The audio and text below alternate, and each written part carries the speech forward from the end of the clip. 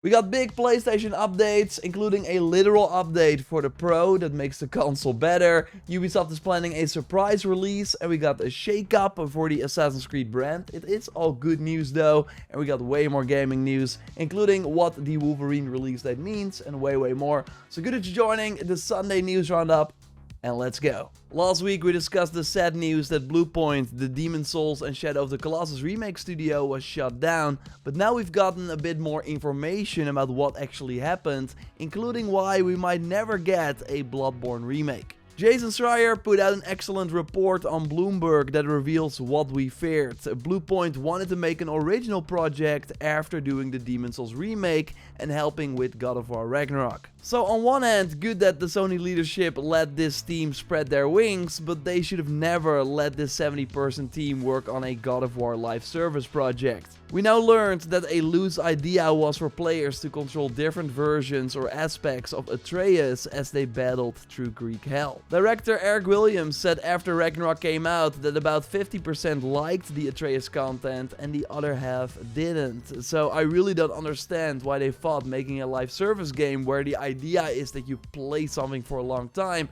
was focused on a character that half of the audience did not enjoy. Not to mention that having only 70 people working on a live service game is never enough to make it sustainable, so that's a big fumble there from Herman and crew. We know that game was cancelled in January 2025. Bluepoint then pitched different projects, including a Ghost of Tsushima spin-off, but none were approved by Sony, apart from a Bloodborne remake. In early 2025, when Bluepoint again pitched the idea of a Bloodborne remake, so again they already did this before, the studio was told that while the numbers made sense, From Software did not want it to happen, according to people familiar with the process. We now have rumblings that Miyazaki was not entirely happy with the Demon's Souls remake and that he wants to do a Bloodborne remake himself, but is too busy.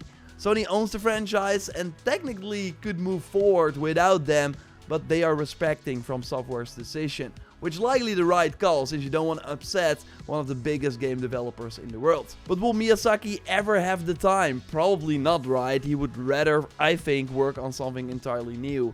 But yeah, this ultimately meant Bluepoint did not have a project, and after a year they were shut down. In recent days, as Bluepoint's former staff searched for jobs and tried to figure out what was next, other companies reportedly made calls to see if there might be a way to salvage the studio elsewhere. So there could still be a plot twist. I think Take-Two coming in to let them work on Rockstar remakes, like an LA Noire remake, I think would be awesome. I will of course keep you posted. But overall, this feels like a story of mismanagement combined with factors outside of Sony's control. Another interesting tidbit from the article, Jason mentions that leadership hoped the God of War franchise could support several sequels and spin-offs like its own smaller version of the Marvel Cinematic Universe. So they put this plan in place around the time that Ragnarok released, but so far we've only seen the Sons of Sparta 2D side-scroller, and that God of War Trilogy remake is still in very early development, so there must have been something else next to the game Bluepoint was working on.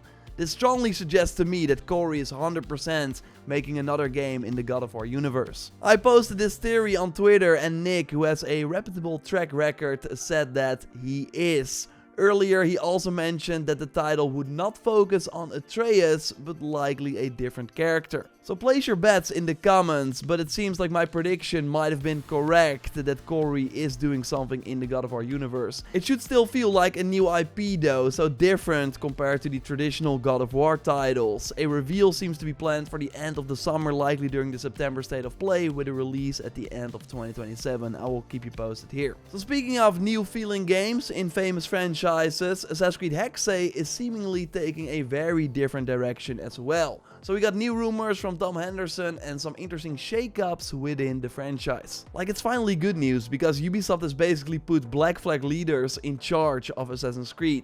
Martin Skelling will be the head of Assassin's Creed, the brand, focused on the strategy and long-term vision. He worked on Revelations and Black Flag. We also have Francois de Belly He will focus on execution. He worked on Valhalla, Origins, and Black Flag as a production director. And we also have Jean Godin. He will oversee the creative direction of the franchise. He recently returned to Ubisoft and was a creative director on Origins and Black Flag. So yeah, big names, and interesting that it's a full Montreal-led structure again, while before this Marc-Alexis Cote was operating from Quebec, of course the studio behind Odyssey and Shadows. So Jean Godin is now also the creative director on Assassin's Creed Hexe because Clint Hawking, who was originally leading the project, left Ubisoft. I always thought Clint was an odd fit considering Watch Dogs Legion struggled largely due to his creative decisions, so having the creative director from Black Flag and Origins now in charge, I think is good news. And I heard that Hexe is reportedly the project that everyone at Ubisoft Montreal wants to work on. Tom Henderson noted on Insider Gaming that they've been reworking the combat system with more acrobatic moves, and Ezio is seemingly planned to appear halfway through the game to teach the protagonist the ways of the assassin, which could be very cool, and timeline-wise, it would work for a Holy Roman Empire setting. It will still be a while though before we'd see it, as now it seems to be planned for holiday 2027 after being recently delayed.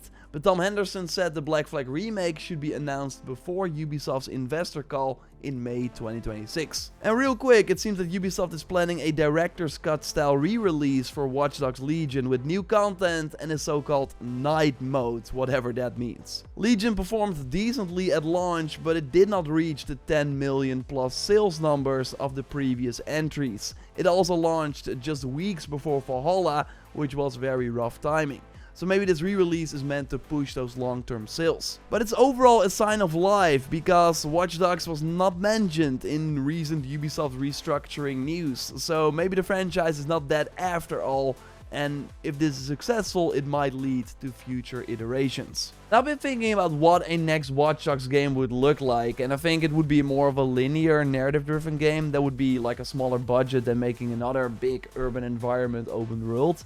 I can see Ubisoft try that, like still do something with the IP, but not spend like hundreds of millions of dollars to make a GTA clone, but like a fully like linear narrative-driven experience, maybe in the streets of Chicago again or something like that. I think that could be cool, but let me know what you think in the comments. Let's move on to way more gaming news. Leave a like, that would really help me out, and subscribe, because we post one of these big gaming news on videos every Sunday. Now time for quick shots, news stories I'll go over quickly. Insomniac dropped the release date for Marvel's Wolverine. It will release September 15th on PlayStation 5 and might never come to PC, but more on that rumor in the rumor roundup in a moment. It's kind of interesting, this could have been a huge state of play moment, but instead they chose a random weekday 2 weeks later. Now I think Insomniac may underestimate the potential of Phantom Blade Zero, which launches 1 week before Wolverine. I think that could easily be in the Game of the Year conversations, but overall September and early October 2026 are going to be extremely crowded, so you will always have some other title that you're up against. Fable, Gears of War E-Day, Halo, Tomb Raider Legacy of Atlantis, Lords of the Fallen 2, Blood of Dawnwalker, Control Resonant, Kena 2, just to name a few. These titles all have a 2026 date and will likely land in that September-October window. And we still have that Jedi 3 rumor, like that could also drop this year.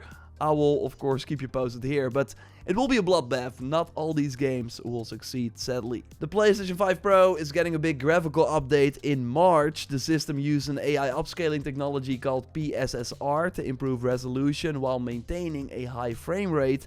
But with the first iteration, it could cause a blurred image. So there was a bit of a trade-off. Some games even let you turn this feature off. But as we now see in the Digital Foundry comparisons, it looks way better with the new update. Resident Evil 9 is actually the first game that supports it. But when this system software update drops for PS5 Pro in the coming weeks, you can select the enhanced PSSR image quality feature. And then any PS5 Pro game that supports PSSR should have notably better graphics.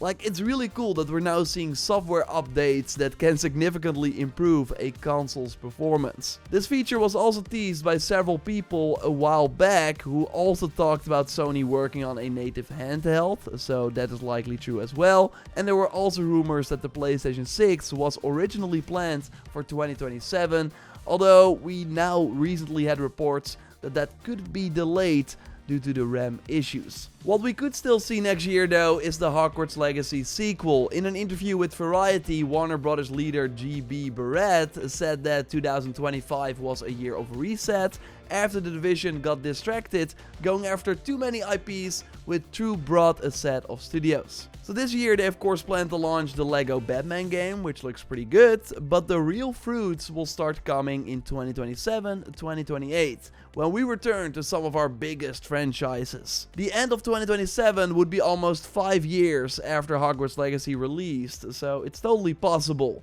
But they also have other studios like NetherRealm potentially making a new Injustice or Mortal Kombat, while teams like Rocksteady and Warner Bros. Montreal likely need a bit more time. 2027 is also when the HBO Harry Potter show is planned, so it seems like the perfect storm.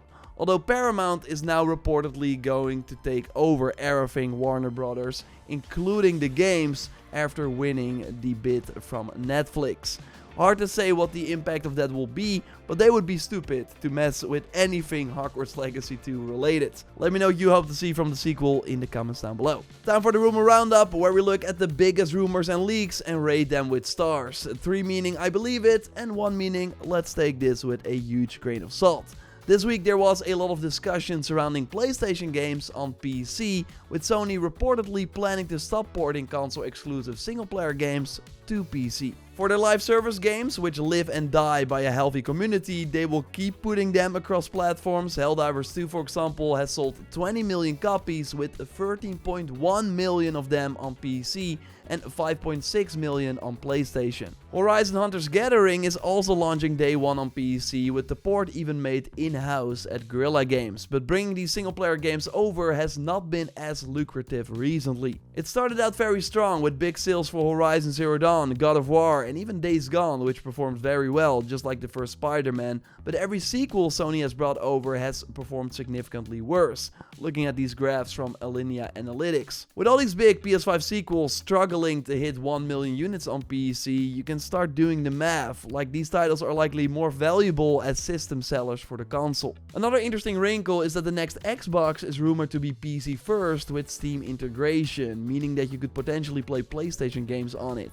So not releasing on Steam anymore would counter that. I'm giving 3 stars for this. They tried the PC strategy, but I think again the math doesn't make sense anymore. We also have substantial insiders talking about this, including Nate the Hate. So he does note that some ports might already be in the works, so I think Ghost of Yotei and maybe Saros will still come over, but Wolverine likely won't. Let me know what you think in the comments down below. This coming week will be a fun one. On March 4th, I can share my Crimson Desert content following the event I attended this week, so stay tuned. There's a Division stream happening on March 3rd that will reveal the anniversary event and many surprises. Marathon will be out on March 5th and will be very important for Bungie. A lot is riding on the success, and I think it could also impact Herman as the CEO of PlayStation Studios if this launch does not go well. Pokemon Pokopia is also launching on Switch 2, which might be the first real non-Mario Kart system seller for the device. So, lots of interesting things happening. Hope to see you at my weekly news stream. You can set a reminder by clicking on the screen. Subscribe, leave a like, and I will speak to you soon. Goodbye.